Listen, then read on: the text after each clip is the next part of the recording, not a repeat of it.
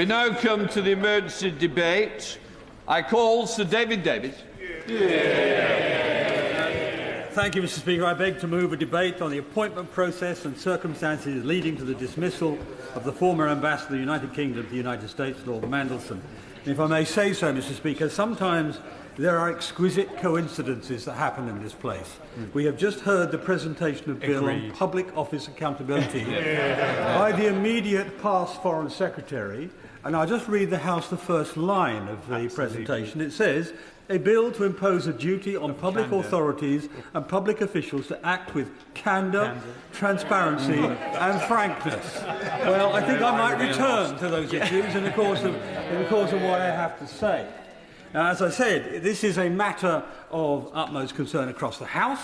I think this is an issue which doesn't just concern the Conservative Party or the Scottish National Party or the DUP. Members on all sides are worried about this, as we've seen in the newspapers. Now, the government has key questions to answer, and as I said yesterday, the central question is who knew what and when. But let's be clear, there are many questions on many levels in this matter, and the government must answer them all, and it has so far singularly failed to do so. And the questions fall naturally into four categories. Firstly, was Peter Mandelson ever an appropriate character to appoint as our ambassador? No. We'll get to that later. Secondly, what was the procedure for vetting? Was it properly followed, and why has it gone so horribly wrong? Thirdly, what's happened in the last couple of weeks to lead to the demise of the former ambassador? Who made the critical decisions and why? And fourthly, what do we do now? How do we make this government tell the House and the nation the truth, the whole truth, and nothing but the truth? Which in itself would be a novelty for Lord Mandelson. Now, let's begin with whether Lord Mandelson was ever an appropriate selection. And again, as I said yesterday, our ambassador in Washington stands at the nexus of our most important bilateral relationship. Just for those who have not served in government, this is the one bilateral relationship that's run by number 10. Not actually by the Foreign Office, really, it's run by number 10 because it's so important. And it's a role of exceptional sensitivity. More classified information crosses the ambassador's desk than, as I said yesterday again, gets to most cabinet ministers. And indeed, of course, in British embassies, the agencies report to the ambassador. Yeah, they don't. It's not like the same in American embassy. The CIA do what they want, but in our agencies, they actually report to the ambassador. So it's a really sensitive post. And today, as actually, I forgot this post. Peter Kyle said, global circumstances dictate the position of this particular ambassador is more important than it's ever been.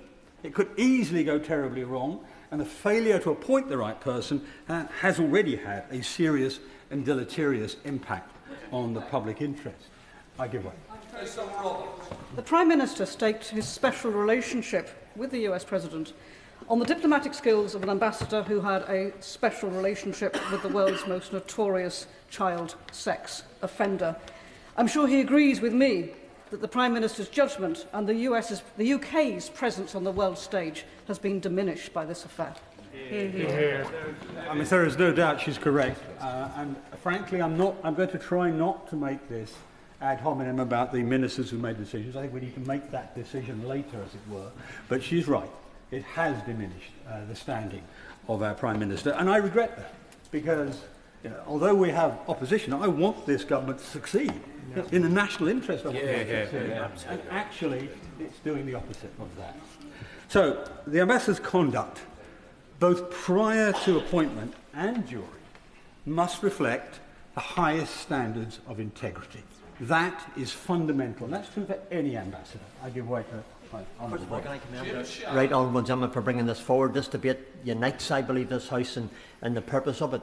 As clear as and within the rules, Mr. Speaker, that MPs are accountable for their staff and their conduct, and that there will be repercussions for that. Does the right honourable member agree as well that the Prime Minister is also accountable for his appointment of the UK ambassador to the United States of America, and the same rules should apply. He's absolutely right, and when we look at the mechanisms, as I hope we will in the course of this debate, when we look at the mechanisms engaged, we'll see, I hope, why he made the wrong decision, because there's no doubt in my mind that he did make the wrong decision. Now, if I can turn to the... Oh, of course I give way. Yeah. I thank the right honourable gentleman for giving way. He talks about decisions by the Prime Minister. He talks about the duty on members of this place and members of the other place to have the appropriate conduct. Does it surprise him, as it surprises me, that we have a situation where the honourable member for York Central has been unfairly suspended from the Labour whip, along with others, for opposing disability benefit cuts? The Mother of the House remains suspended from the Labour Party, yet Lord Mandelson retains the Labour whip in the House of Lords. Aren't all of those things decisions by the Prime Minister? And don't people outside here, including Labour members, think that's completely unfair? I understand all too well the point the honourable gentleman is making. Many have made it in the newspapers, generally not anonymously, the double standard, as it were, that applies to the top of the Labour Party, to Labour royalty, if you like, as opposed to other people who have been punished for actually doing their jobs, for representing their people, and so on. So no, he's got a point there. He's got a point there. But if all right, I'll then make some progress. I thank the member for giving way. Does he not think it's slightly odd that prior to the appointment of Lord Mandelson, there was obviously not sufficient due diligence done, and on the day before he was dismissed, apparently there were a lot of emails available to the Prime Minister which he either wasn't given or didn't read. And so we find this odd situation where the British ambassador to the USA has to be dismissed in full glare of international publicity because of what his behaviour had been in the past, which was apparently very well known to a very large number of people who should not have supported his appointment in the first place. The right honourable gentleman is exactly right. And we will come to a number of circumstances where information was available which should have been acted upon and wasn't. And this was not as hard as some may try to portray. After all, the appointment did not come as a surprise. I mean, Lord Mandelson himself was clearly campaigning to become the ambassador after he failed to win the Chancellorship of Oxford University. I think somebody told me that he was actually campaigning whilst he was trying to campaign. So he was after two jobs, not one. So it was clear early that he was going to attempt to do this, and there was widespread discussion at the time about his suitability for the role, and therefore there was plenty of time for a preliminary investigative or vetting process. There was and is vast amounts of data in the public domain. Yep. Most of what I'm going to speak of today is public domain material. I'll explain when it's not, but most of it is. And what would that vetting process be looking for? Traditionally, and I speak, and a number of us on these benches, and most benches I imagine, have been through these vetting processes ourselves. What would they look for? Traditionally, they'd review the history and personality of the candidate, assessing risks. The risk of the candidate being susceptible to undue influence. Or in the extreme example, blackmail. I mean, the Russians and the Chinese collect compromat all the time. Risks of the candidate abusing or misusing the role. Risks of the candidate doing something that would cause reputational damage. Or, and some on the Labour front bench may find this difficult, rather old-fashioned perhaps, risks the candidate is too morally flawed to be given a major role in any place, which is where we may arrive in a moment. That they fail a simple ethical test. An ethical test. And I'm afraid I am old-fashioned. I view ethical tests as absolute. They're not ones you can trade off against some benefit or other. Well, in the history I'm about to detail, we see a Peter Mandelson who is easily dazzled by wealth and glamour and who was willing to use his public position to pursue those things for himself. This was visible very early in his career, even to his friends. So when in 1998 he was sacked as a Trade and Industry Secretary for failing to declare an interest-free loan, a pretty enormous interest-free loan he had received from Geoffrey Robinson, at that time, Mr. Robinson's businesses were being investigated by Mandelson's department. So there's a clear clash of interest, and he didn't even declare the loan. That was the first time we saw so publicly the abiding flaws in Lord Mandelson's character, which frankly would normally disqualify any normal person from a job this important. But even his friends saw this. This flaw was described plainly by one of his friends back then as, and I quote, "Peter was living beyond his means, pretending to be something he's not, and therefore he was beholden to people." And the important bit of that is that last phrase. He was beholden to people. And this is a characteristic that was displayed time and again as he sought to use his position to curry favour with very wealthy and very powerful people who were either current or future benefactors. Yes. Now, this was repeated in 2001 when Lord Mandelson again was sacked after attempting to broker a British passport for Mr. Hinduja, a wealthy donor to the Millennium Dome project of which he was involved. And Mandelson attempted to influence the Home Office to give Mr. Hinduja a passport when Mr. Hinduja and his brother were under investigation in the Bofors weapons contract scandal. So again, a dubious reason. It was about that time, just as an aside, that his association with Epstein starts, and the infamous birthday book entries date from there. On that point, yes.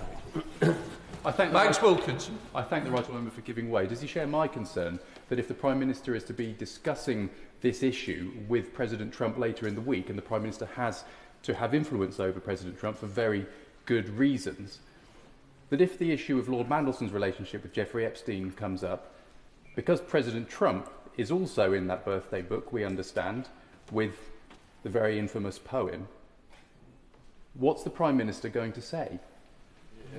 Well, I'm very glad to say I'm not the Prime Minister's speechwriter. There's a vacancy. There's a vacancy. There's a vacancy. He just resigned. And all I can say is I hope it doesn't come up, because it will be undoubtedly embarrassing and diplomatically problematic for him. Now, however, we get to about 2004, and astonishingly, after being sacked twice for misdemeanours, in 2004 he's appointed by Tony Blair to be the European Trade Commissioner. He gets a third chance, as it were, at this. And as Trade Commissioner, he was criticised on numerous occasions for accepting lavish hospitality from companies whose commercial interests he was in the process of ruling on. Whether it's Microsoft or an Italian shoe producer or whatever. And this lavish hospitality, for some reason, often involves free luxury cruises. But he saw nothing wrong with this apparent compromising behaviour. He saw nothing wrong with it. And of course, in that category, and rather at the top of that category, was his association with the Russian oligarch and gangster capitalist Oleg Deripaska. Now, let's be clear who we're talking about here. Most colleagues, I'm sure, wouldn't really know much about him. So, Mr. Deripaska was the winner of the battle for control of Russian aluminium, the Russian aluminium industry, a battle in which roughly 100 people were murdered. In court reports, Interpol documents, and in American government publications, Deripaska has faced serious allegations of murder, bribery, extortion, and involvement in organised crime. This is a truly bad man. I wouldn't. I'm grateful Miller. And for the case he's making, I just wonder, while he deals with the case of the influence of Russian oligarchs in British politics, whether he would opine on the suitability of British political parties accepting donations from Russians and the impact that that might have on their policies and their positions.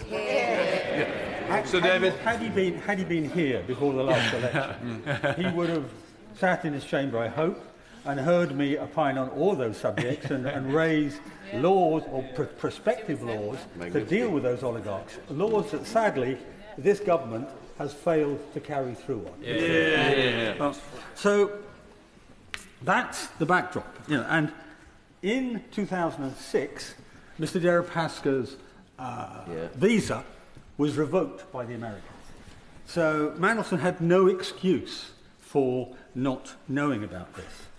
And yet, as European Trade Commissioner, he saw fit to accept hospitality from Deripaska on multiple occasions over several years, including visiting him in Moscow, being flown by Deripaska's private jet to stay at his dacha in Siberia, and on his private yacht in the Mediterranean, all while considering whether to give Russian aluminium access to the European market. Now, Deripaska's activities were known to the British security services, and briefings were available to Mr. Mandelson, Lord Mandelson, I think Mr. as he was then. And so, again, there is no excuse. He did this in full knowledge of who he was dealing with. Now, it was in this position that Mandelson promoted and signed off concessions to Russian aluminium companies that ultimately benefited Mr. Deripaska, or his companies, to the tune of $200 million a year.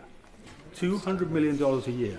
And a company that was due, it didn't actually happen, but it was due to be IPO'd, it was due to be floated shortly thereafter.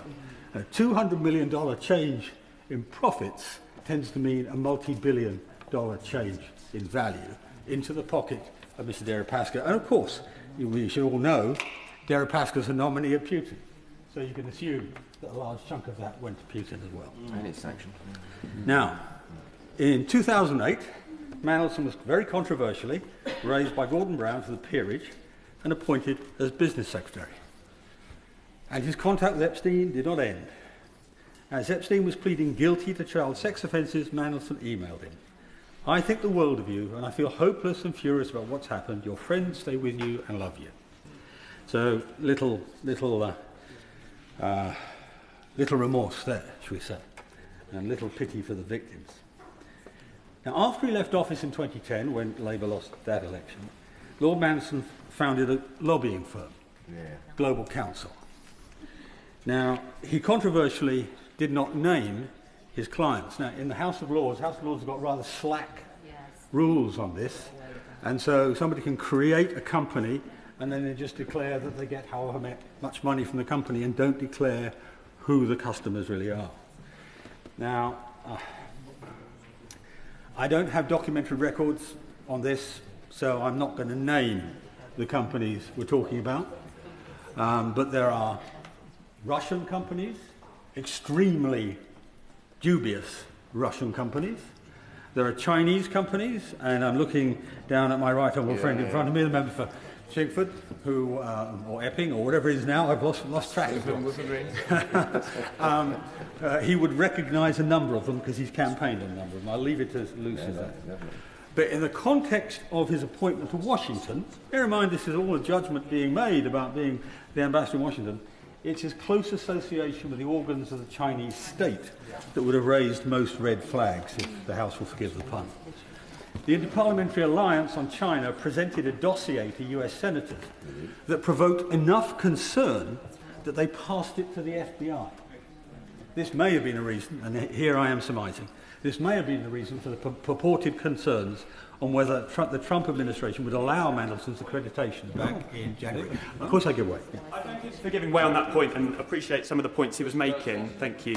I would just note that one of the Conservative candidates at the last general election running in Milton Keynes worked for Global Counsel, and it's interesting that the Conservative Party has such complaints about an organisation when they were willing to support a candidate who worked for the organisation. Grow up. Well, exactly. Risible.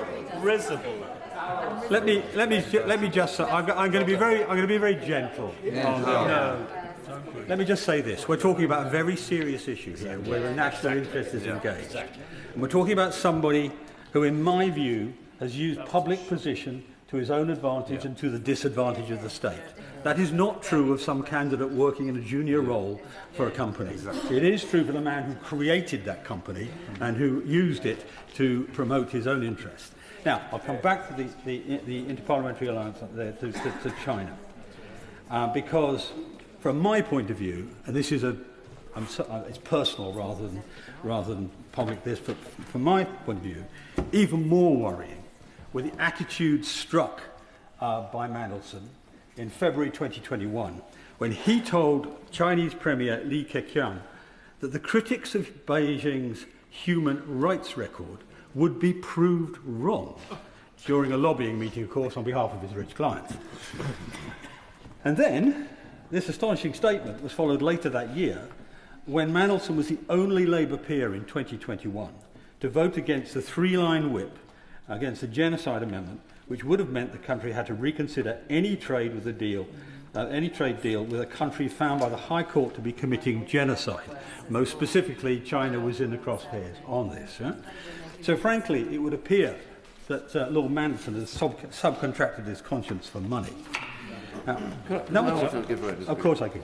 He's mentioned the Interparliamentary Alliance on China. Can I just explain, in case House thinks this is a Conservative organisation? It has members of Parliament from all parties in this House. It has 53 countries involved in it, with both co-chairs on the left and on the right. It is wholly above party politics, but all about the threat from China.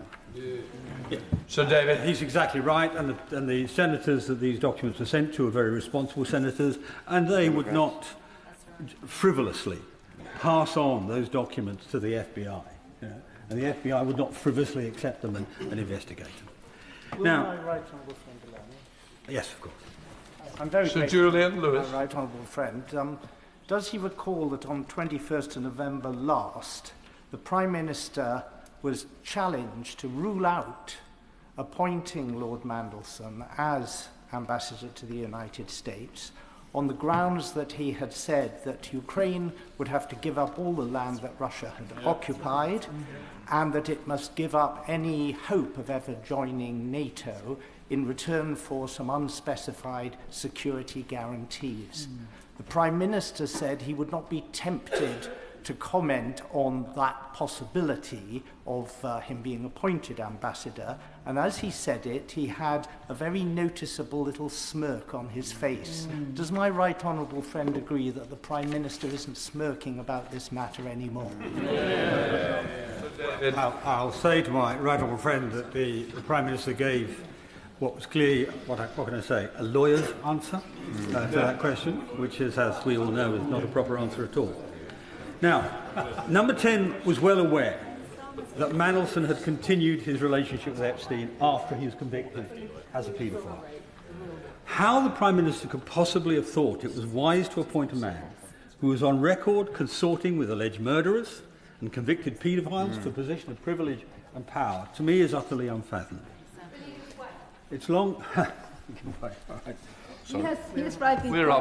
He has rightly pointed out his murky attitude towards money. But does it not also shine a terrible light on his attitude towards women, and that by contrast, this doesn't look good for the government? So David, I agree, she's right. I mean, his continued support of Epstein shows an attitude which I find completely reprehensible in exactly that respect, because Epstein's victims were women. Young women, girls, children. So, yes, I do agree with that. Now, so it's long been clear he was not suitable to be our ambassador. So the question is, what changed last week? The Bloomberg emails revealing further details of the extent of Epstein's relationship with Mandelson, and the birthday book where Mandelson referred to Epstein as his best pal, were with Mandelson by Monday evening, and with the Foreign Office by overnight or by Tuesday morning at the latest.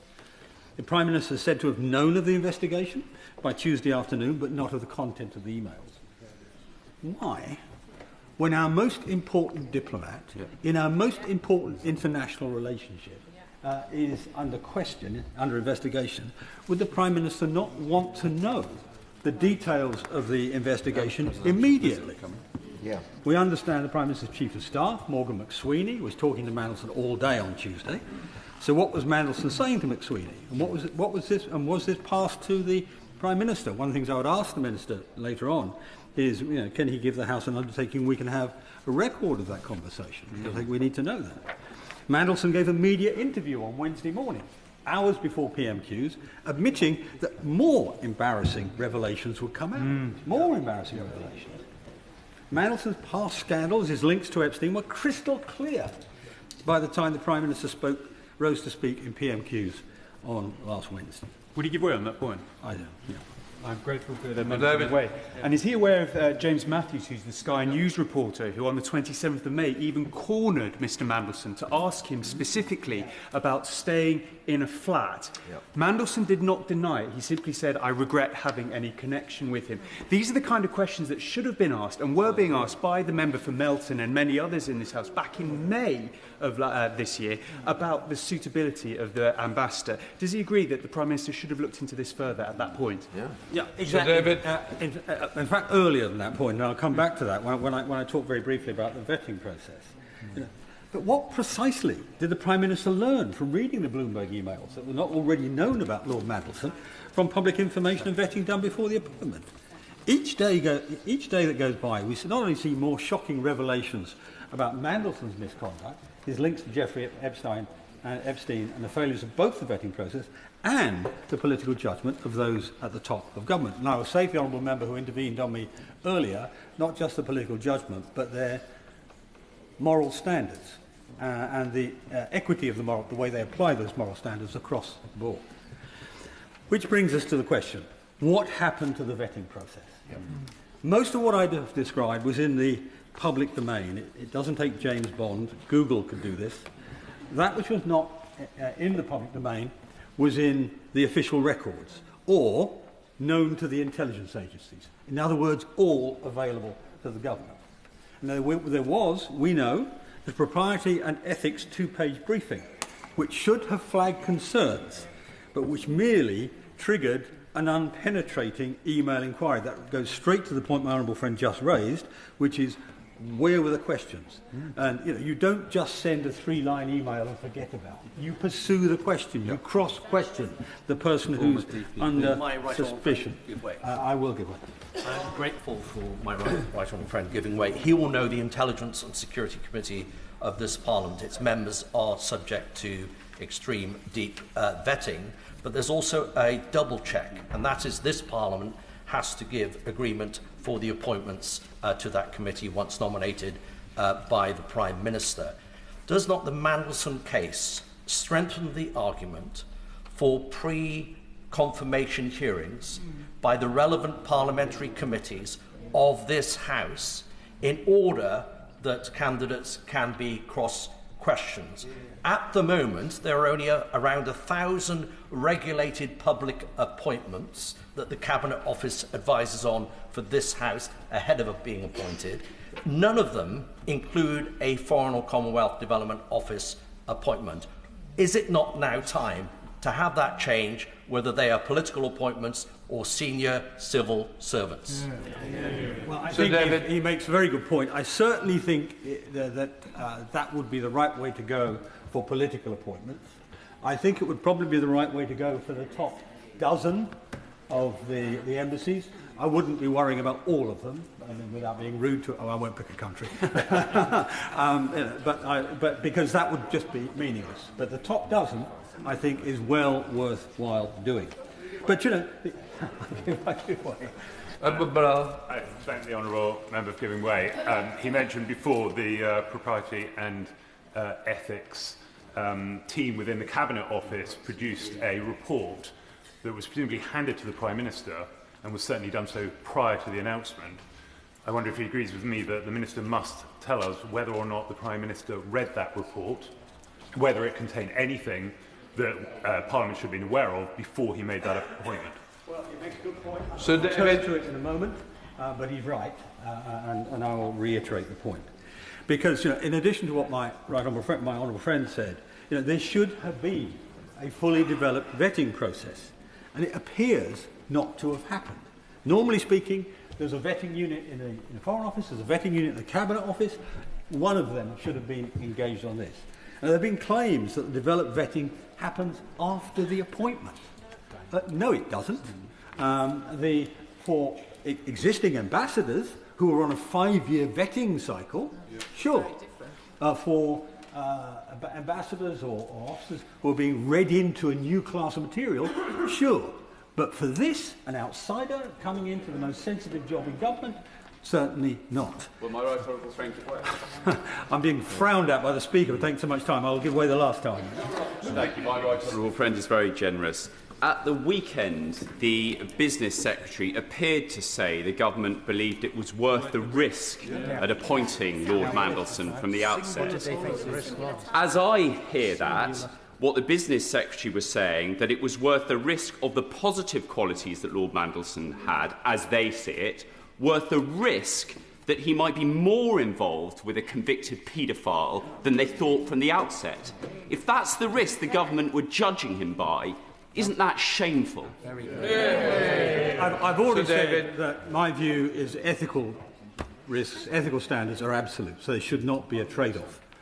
But let's take this as maybe a practical decision for a second, and take Mandelson his own measure of himself. He loves being called the Dark Lord and all the rest of it. He preens himself on being a master of the dark arts, spin, message management, political tactics, manipulation of the truth, a repertoire of things that most people would not be proud of.